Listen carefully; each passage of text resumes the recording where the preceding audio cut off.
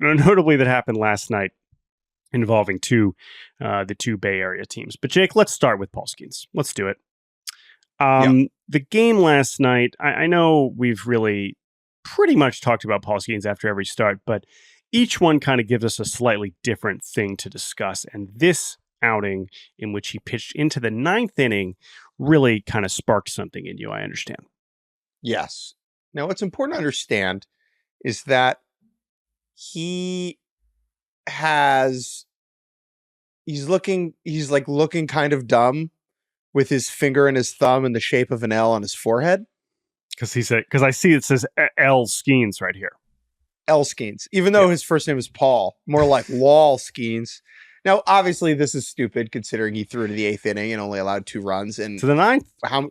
Into the ninth inning, sorry. And he was just brilliant again. He was dominant. He was everything that you want Paul Skenes to be. What I really liked specifically last night is that he's getting more early count weak contact, and that's allowing him to work deeper into games. At his first couple starts, I was at his debut, right? He was really nibbling and was kind of afraid to allow contact, and he's been, and that kind of prevented him from working deep. He's been a lot better at that recently. But watching Paul Skenes throw into the ninth inning of a 1-1 game and the Pirates ending up losing 2-1 has me steamed on this beautiful Wednesday morning. Not just for Pirates fans, for who I feel a lot of empathy and sympathy, but for baseball fans, because we should be seeing Paul Skenes happy at the end of games when they cut to him in the dugout in the ninth after he throws 8 1/3. That is a man who should be smiling if he only allows 2 runs after he did last night. And that brings us to a conversation about the trade deadline and the Pittsburgh Pirates. The Pirates reportedly, all indications are that they're not going to go all in at this deadline. And I don't necessarily think they should go all in. However, this team needs to add. The future for them is now. Yes, their future is also bright. Maybe. None of us know. We might all be dead in 2 years. Paul Skenes' elbow could go kablooey at any given moment. What he is right now is one of the 5 to 3 best pitchers on planet Earth. They are a game and a half out of the wild card, and their offense freaking stinks.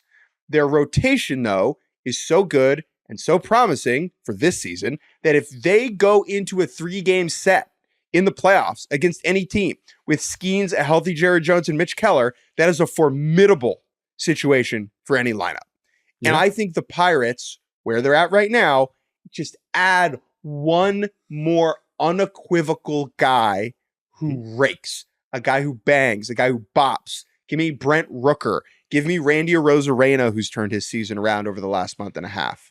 Heck, even give me like Brandon Lau, right? Like just give this lineup something that looks like competence so that Paul Skenes right now has the opportunity to pitch in the playoffs. The Pirates have stumbled in some ways onto one of the best pitchers in the world. Okay. This is not necessarily someone they had to like develop, right? They got the number 1 pick because they won the draft lottery and they were really bad. And then they took kind of the relatively obvious guy at number 1, and he's been immediately amazing. Okay. Yeah. They made the right selection. That's really important. Mm-hmm. Now he's selling out your stadium every 5 days. Give him the opportunity to take you to the promised land. He's doing everything that he can. Mm-hmm. And it's just so frustrating and infuriating to watch this team not live up to that standard. Yeah. I mean, I agree with everything you said, and we'll see, right? We're going to find out here soon whether they do nothing. I mean, again, there's a spectrum here. I mean, they could do nothing, which would be disappointing, but also there's also a version of these next few days where they actively subtract, and that's where we really start to get into some disappointing territory. If you start pulling from this bullpen, if you trade a Chapman, trade some of the other relievers that have obviously also been important to their season this year. So I agree with you. I mean, but I know it depends, right? Like if, I'm just pulling something out of thin air. They trade like Aroldis Chapman for Kyle Stowers, right? someone who could play right now at the big league level on the offensive side of the ball, that's a slightly different conversation.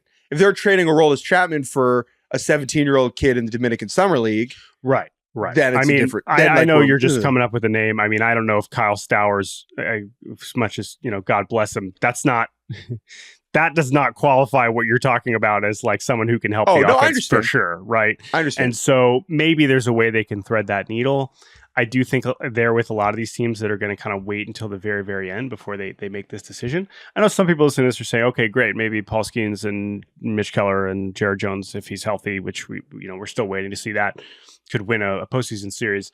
Is this still, even if they do add one guy, is this a team that can go all the way? Probably not, right? But it is when you have, to your point, like when you have clearly energized the city in such a real way and you have something that is so unique and something that is, I mean, truly like such an automatic thing. Even last night, you couldn't ask him to do any better. I mean, 0 walks, 4 hits. Like you could not ask him to pitch much better than he did, and you end up losing a close one. And they tied it in the 8th, and it felt like okay, that's what prompted them to send him back out for the 9th. And then they just couldn't quite put enough together. But I don't know, man. I just hope they don't go backwards. I'm just gonna say that far. I really have little confidence that this is going to be the team amidst all these teams that are trying to get one of the very few bats available. I'm very skeptical that this is the team that's going to pony up to make one happen. I would love to be wrong about that. I just hope they don't go too far backwards. That is where I'm holding on for Pirates fans this year.